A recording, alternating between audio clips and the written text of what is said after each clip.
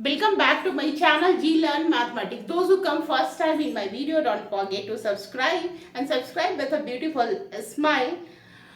And we will start with the complete physics formula for the NEET 2023. तो जो पहली बार आए हैं डोंट फॉरगेट टू सब्सक्राइब. चलो जो हमारा 7 फंडामेंटल यूनिट है, उस सब में सबसे बड़ा यूनिट क्या है? चार्ज को कूलम बोलते हैं, क्यू बराबर. इस सब ये जो सारा कुछ है हमको ऐसा यूनिट को फॉलो करना है, ऐसा यूनिट को फॉलो करना है. और जो फर्स्ट चैप्टर है हमारा यूनिट एंड डायमेंशन, उसमें हमको क्या क्या लिखना है? सारा फॉर्मूला, जैसे x बराबर यू टी है ना, तो इसका यूनिट क्या होगा? x by T. x का यूनिट क्या होता है? मीटर. टाइम का क्या होता है? सेकेंड. तो मीटर पर सेकेंड हो गया. और मीटर के लिए l और सेकेंड के लिए t, तो L T minus one. Similarly acceleration क्या होता है? v बराबर u प्लस ए टी होता है. काइनेमेटिक्स में हमने सब फॉर्मूला भी आप देखते जाओ. तो यहाँ पे क्या हो जाएगा? यहाँ पे हम लोग क्या करेंगे? एल टी माइनस टू है ना. जैसे भी ये सारे का डायमेंशन किसके बराबर होगा? v के बराबर. और v को एल टी माइनस वन फिर t से डिवाइड कर दीजिएगा तो a का एक्सेलरेशन आ गया एल टी माइनस टू. तो सारा ये सब जो बेसिक है वो याद रखेंगे. जैसे एरिया हो गया एल स्क्वायर, वॉल्यूम हो गया एल क्यू है ना. तो सिर्फ आपको जैसे एरिया मीटर स्क्वायर हेक्टर उससे कोई मतलब नहीं है. स्क्वायर में है तो लेंथ में ऐसा यूनिट समझ के एल स्क्वायर एल क्यू ऐसे करना है. कहीं भी मास आएगा तो एम करना है. और जैसे फोर्स होता है, और मान लो कि कोई यूनिट किसी चीज का आपको नहीं पता है तो आप वहां पे फॉर्मूला डाल के भी कर सकते हैं. जैसे मान लो फोर्स का निकालना है तो m मतलब मास, a फॉर एक्सीलरेशन, तो m मतलब मास मतलब m लिख देंगे. इसका एल टी माइनस टू. तो फोर्स का क्या हो गया? M L T minus two. Pressure का वैल्यू क्या होगा? फोर्स पर यूनिट एरिया, फोर्स पर यूनिट एरिया है ना. M L square M L by L square हो गया, एल स्क्वायर हो गया L T minus two M L minus one T minus to. ठीक है, ये फोर्स का हो गया. प्रेशर का हो गया, दिस इज द प्रेशर. और प्रेशर में मान लो P बराबर एच रो जी होता है, रो जी एच है. अब प्रेशर का आपको पता है M L minus one T minus two. ये ग्रेविटेशन होता है, वो क्या होता है? एल. रो का भी पता है, तो रो क्या होता है? Mass by volume. Rho equal to mass by volume. Mass का m, वॉल्यूम का l q, m L minus q. इस तरह से आप किसी का भी आप डायमेंशन निकाल सकते हो है ना. लेकिन कभी कभार इसको मैं, हाँ नेक्स्ट पेज में आते हैं. कभी कभार ऐसा होता है कि आपसे ऐसा पूछा जाता है, मान लो कि मैंने फोर्स पे जैसे कि T बराबर A plus B T plus C T square है ना. तो इसमें आपको पूछा जाएगा कि A का डायमेंशन बताइए. तो A वही है जो T है, बी टी भी वही है जो T है, सी टी स्क्वायर भी वही है जो T है. कैसे समझेंगे? A का डायमेंशन क्या होगा? टाइम है ना, क्योंकि ऐड करते हैं फिजिक्स में. This is not the algebraic quantity. सबके डायमेंशन के हिसाब से bt is also equal to time. तो b का टाइम मतलब t लिख देना है ना. और t बाई टी क्या हो जाएगा? b का dimension t by T. Zero हो गया यानी कि मतलब वन हो गया है ना. तो ये वन हो गया तो कोई इसका डायमेंशन नहीं आया, b का कोई डायमेंशन नहीं आया. Similarly C T square, b का कोई डायमेंशन नहीं हुआ, कोई अलजेब्रिक क्वांटिटी हो गया इक्वल टू टाइम. तो c बराबर क्या हो जाएगा? वन बाई टी यानी t इनवर्स. तो c का डायमेंशन क्या हो जाएगा? t inverse. तो दिस इज इस टाइप के भी क्वेश्चन बहुत बार नीट में रिपीटेड हुए हैं. तो ये जितना भी मैं पढ़ा रही हूँ specially for the NEET student, क्योंकि उसमें फिजिक्स के बहुत काफी आते हैं और आपको सपोज कीजिए कि आपको 120 में 120 पूरे पूरे लाने हैं.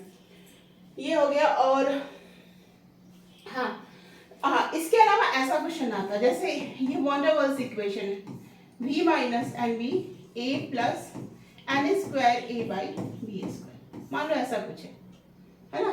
v minus n b and p plus n square a by b square, ऐसा कुछ है। तो जो एन भी वही होगा जो भी होगा, ये वही होगा जो प्रेशर होगा, तो वैसे ही कर देना है। N v is equal to क्या हो गया बी, यहाँ पे एन अगर नंबर ऑफ मोल्स है तो b by number of moles, b का डायमेंशन क्या है L Q by number of moles. तो इस तरह से हम किसी का भी डायमेंशन पूछा जाएगा वो हम लोग निकाल सकते हैं।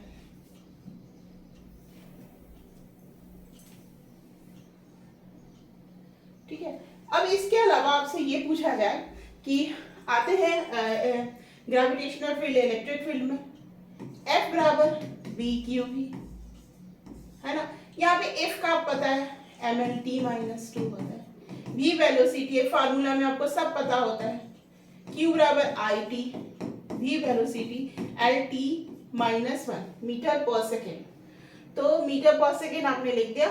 अब यहाँ पे देखिए बी आई हो गया, टी टी क्या हो जाएगा 1, तो बी आई एल हो गया, है ना। फार्मूला अपने आप, ये फार्मूला इसमें डायमेंशन के थ्रू कन्वर्ट हो गया। अब आपको लेंथ पता है, करंट का एम्पियर पता है, तो बी का भी फार्मूला पता हो जाएगा, M L T minus 2 upon I L, तो M T minus 2 I minus 1। तो इस तरह से आप किसी का भी फार्मूला निकाल सकते हैं। पोटेंशियल पता करना है, बी बराबर आर आई। पोटेंशियल क्या होता है, पोटेंशियल एनर्जी बी बराबर क्या होता है, दिस इज द एनर्जी, तो एनर्जी का फॉर्मूला क्या होता है, force into displacement, ml 2 t minus 2 into l ml square t minus 2। अब मोमेंट ऑफ इनर्शिया का क्या फॉर्मूला, टॉर्क का क्या होता है r क्रॉस f, जो टॉर्क का फॉर्मूला होता है वही वर्क एनर्जी का भी होता है, तो r का मीटर हो गया और ये ml t माइनस 2 हो गया, तो m r का लेंथ लेंगे ना, मीटर मींस l, तो m l square t minus 2। अब ये एनर्जी पोटेंशियल एनर्जी में कन्वर्ट कर दो, करंट का I जानते हो, तो फिर सारा कुछ वहां से आपको फार्मूला निकल आएगा। फिर बहुत सारे फार्मूला आते हैं, आपको याद रखना होगा, F बराबर minus eta T V by D x, है ना। फिर ये हो गया, फिर सरफेस टेंशन, फोर्स पर यूनिट लेंथ T हो गया, ठीक है। स्टोक्स लॉ 6 पाई ईटा रो बी, ये हो गया 2 by 9 6 pi eta row B हो गया। फिर बॉसलीज law and 2 by 9 r square, capillary effect. तो जो इस साइड दिया रहेगा वो इस साइड देके आप यूनिट एंड डायमेंशन के क्वेश्चन को कर सकते हो। तो यूनिट एंड डायमेंशन में यही आएगा, फंडामेंटल यूनिट्स क्या बोलते हैं, उसका क्या डायमेंशन होगा, कोई इक्वेशन में कुछ रहेगा तो उसका डायमेंशन क्या लगा। तो this is the about the unit and dimension. Now we will come to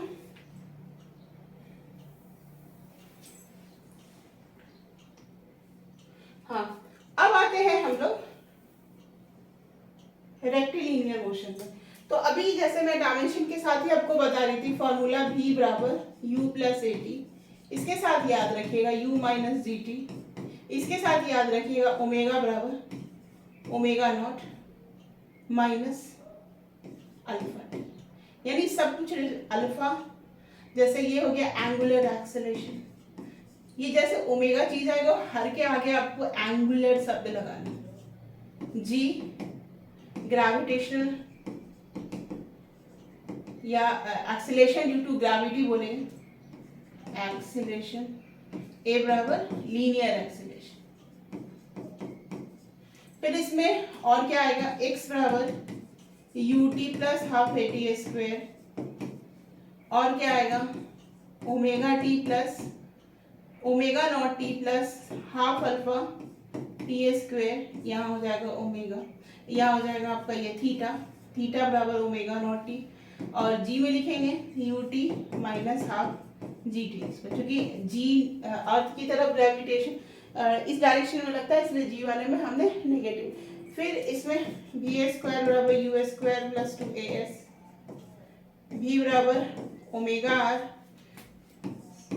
centripetal acceleration क्या होता है m b square by r, f बराबर m omega square by r. ये हो गया हमारा। और भी कुछ है, और हाँ ये याद रखना, वी ए स्क्वायर बराबर यू स्क्वायर प्लस 2as, तीनों के लिए applicable, v square u square minus 2GS omega square omega not square minus 2 alpha theta. ठीक है, तो ये हो गया हमारा रेक्टिलिनियर मोशंस का। वेक्टर और वेक्टर का हमेशा याद ध्यान रखेंगे, कहाँ पे कौन वेक्टर लग रहा है, कहाँ पे क्या लग रहा है। अच्छा लिख लिया, ठीक है, चलो इसको भी इरेज करते हैं।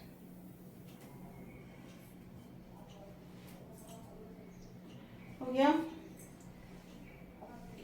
फिर ये आ गया हमारा वेक्टर का, ये रेक्टिलिनियर मोशंस का। वेक्टर में क्या रखना है, देखो इसको पढ़ने से पहले एक चीज याद रखो, ए डॉट बी क्या होता है, ये scalar product a b cos theta. A cross b क्या होता है, a b sine theta n cap, ये वेक्टर प्रोडक्ट है, तो आंसर क्या होगा, वेक्टर में ही होगा जो है ना, और ये स्केलर है। और अगर ए का वैल्यू दिया है आई जे 2i प्लस मान लो 3j plus 2k, and b का वैल्यू दिया है i माइनस जे माइनस के, तो ए क्रॉस बी कैसे निकालेंगे, डिटर्मिनेंट यूज कर लो, आई जे के लिख लो, 2 लिख लो, 3 लिख लो, 2 के सामने 2, 1 माइनस 1 माइनस 1, इस डिटर्मिनेंट को सॉल्व कर लो, you will get the answer. ठीक है, जो जो नीट के बच्चे हैं नहीं आता उनको तो मैंने सिखाया है, लेकिन स्टिल नहीं आता है, तो आप क्रॉस प्रोडक्ट जैसे करते हो, ये सर्किट बना के आई जे के, आई और जे का क्रॉस करोगे तो के आएगा, ये करोगे तो ये आएगा, ऐसे जाओगे तो प्लस साइन होगा, और ऐसे जाओगे तो माइनस साइन, इसको याद रखना। उसके अलावा मान लो ऐसे फोर्सेस आ जाए आपको, सपोज करो ऐसा है ना, कुछ ये फोर्स दे दिया F1, ये दे दिया F2 F3, सपोज करो पूरा फोर्सेस निकालने हैं, वेक्टर फॉर्म में निकालना, तो अब इसको कैसे निकालोगे, Fx Fy है ना, Fy मान लो ये एंगल थीटा दे दिया, ये परपेंडिकुलर है, ये भी परपेंडिकुलर है, सपोज करो वो सब परपेंडिकुलर है, तो F1 cos थीटा आई, फिर Fx में F2 लिख देंगे, फिर वो तो है मान लो ये F4 है तो F4 लिखोगे, सारे x कंपोनेंट को एक जगह लिखोगे एंड y को एक जगह लिखोगे, y वाला मान लो F3 है, ये F5, तो x y को लिखेंगे, direction tan theta is equal to Fy by Fx हमको लिखना पड़ेगा, tan थीटा बराबर क्या लिखेंगे, Fy by Fx, we will get the direction of the vector. ये हुआ, और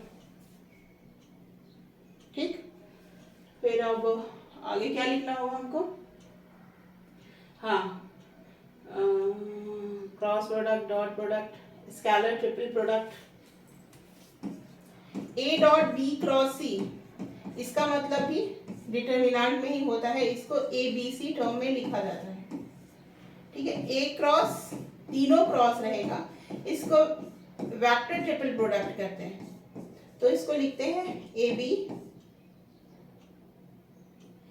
इसको लिखते हैं हम लोग ए सी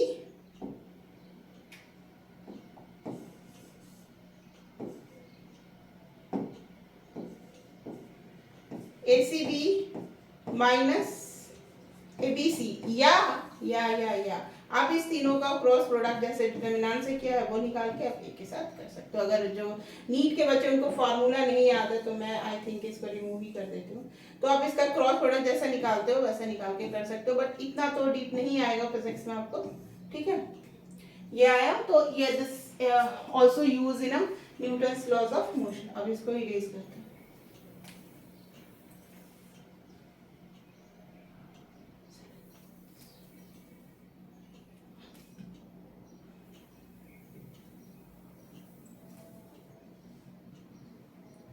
ठीक है, और फिर अगेन हम लोग आते हैं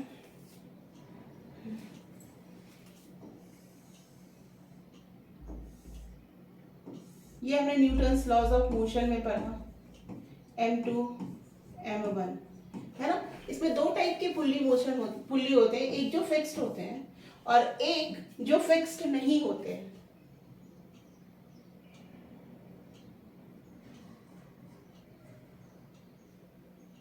एक जो फिक्स होते हैं और एक जो फिक्स नहीं होते हैं। मान लो ऐसा है, ऐसा है, तो इस केस में हमारा क्या है कि ये फिक्स है ना। तो हम लोग बस इसमें m2g t लगा दिए, नीचे अगर मोशन नीचे की तरफ है तो इसमें -t m2a upon t minus m1g equal to m1a, है ना। तो m2 minus m1g divided by m1 plus m2 करते हैं। बट इस तरह का मोशन होता है, then you will use the relative acceleration. तो वो भी मैंने फॉर्मूला बता दिया है। जनरली जिसका टेंशन डबल होता है उसका एक्सेलरेशन आधा होता है, ये ट्रिक है। और जिसका टेंशन डबल एक्सेलरेशन आधा, जिसमें टेंशन मतलब ऐसे रहेगा तो सिंगल रहेगा तो एक्सेलरेशन हो, इसमें ये ट्रिक याद रखना। But we will take the relative acceleration in this case, है ना। मान लो कि ये नीचे जा रहा है a1 से, ये ऊपर आ रहा है a2 से, है ना। तो इस दोनों में जो लगेगा इसका a1 प्लस a2। तो उस तरह से हम लोग इसमें टेंशन का निकाल, मेरे प्रीवियस वीडियो है वहाँ पे पूरा क्लियर कट, इसमें मैंने बहुत सारे एग्जांपल्स बता के। और एससी वर्मा में भी क्वेश्चन है, 3 क्वेश्चन है एक जगह relative acceleration, that is the beautiful question for the NEET student, है ना। अब ये हो गया।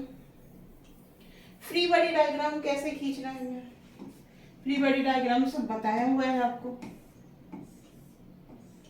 लास्ट मोमेंट में आपको देखो, दुनिया में जितना भी फोर्स जहां होगा वो आपको सोच लेना है, अब उस फोर्स को छोड़ना नहीं है।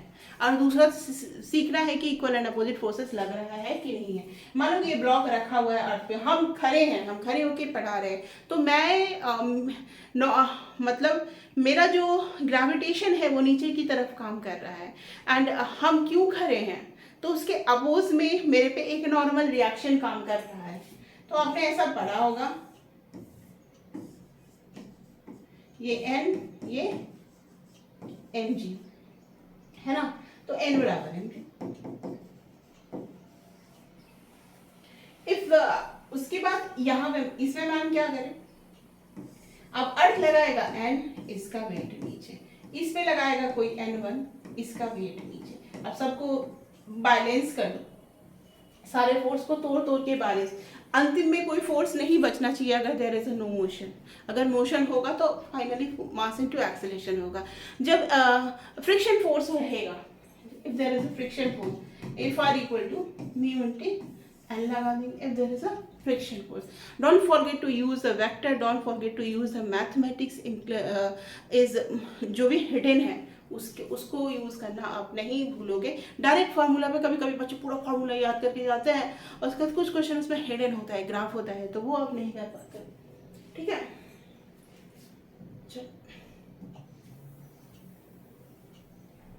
तो ये बस अभी तो टाइम नहीं है हमारे पास उतना पढ़ने का। अब क्या करना है हमको, ग्राफ याद रखना, ग्राफ याद रखना। जब x बराबर ut होगा, ये तो क्लास 6-7 में ही पढ़ा है, u this is equal to y बराबर mx। अब y बराबर mx का ग्राफ क्या होता है, ओरिजिन से जाता है। फिर सिमिलरली v बराबर u प्लस at। ग्राफ किसके किसके बीच में पूछा जा रहा है वो याद रखिएगा। अगर v और t के बीच में पूछा जा रहा है तो अगेन लीनियर मोशन हो जाएगा, है ना। जो अगेन लीनियर मोशन होगा, यानी यहाँ से कहीं से या यहाँ से कहीं से ऐसे करके मूवमेंट होगा।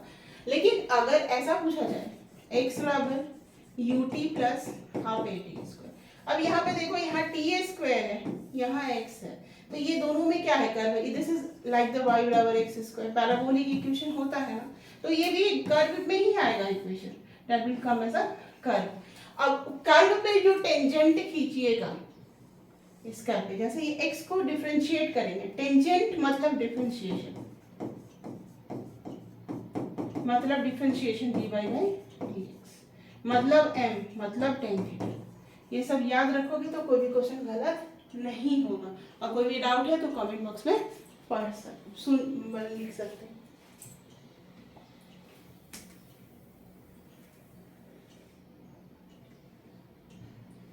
हाँ, प्रोजेक्टाइल मोशन का क्या था? x बराबर u cos theta t,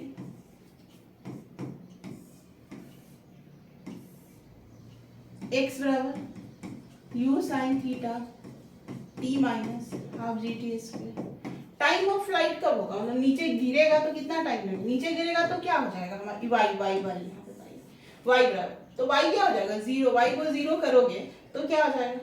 2u sin theta by g, and this is called t and this is time of flight। ठीक है ना? और ये हो गया। अब जो भी पूछा था, हाँ रेंज पूछा जाएगा तो आप क्या करोगे? रेंज जो है ये यहाँ पर का, मतलब कि नहीं, मैक्सिमम 2 क्वेश्चन आ सकते हैं, मैक्सिमम हाइट और रेंज। ये तो इतना से ये रेंज मतलब ये डिस्टेंस मतलब टाइम ऑफ फ्लाइट यूज कीजिएगा। तो x बराबर ये इसको यूज कर देंगे 2u sin theta cos theta by g। तो क्या हो जाएगा? u ऑलरेडी था, u square sine 2 theta by g। लेकिन मैक्सिमम हाइट ये कितना ऊंचाई से गिरेगा तो उसके लिए हम जो यहाँ t यूज करेंगे ये इसका आधा यूज करेंगे। t half of time flight, time of flight का आधा, है ना? तो वो हो जाएगा u sin theta by g। ठीक है, वो यहाँ यूज करेंगे। एक ट्रेजेक्टरी जो होता है उसका इक्वेशन,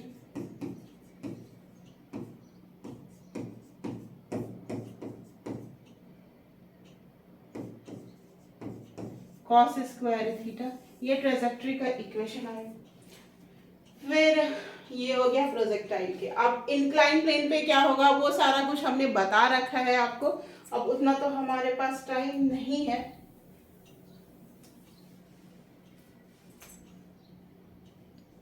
ठीक है, और मैं रिकॉर्डिंग मोबाइल से कर रही हूँ एंड ऑलरेडी 22 मिनट्स हो चुके हैं।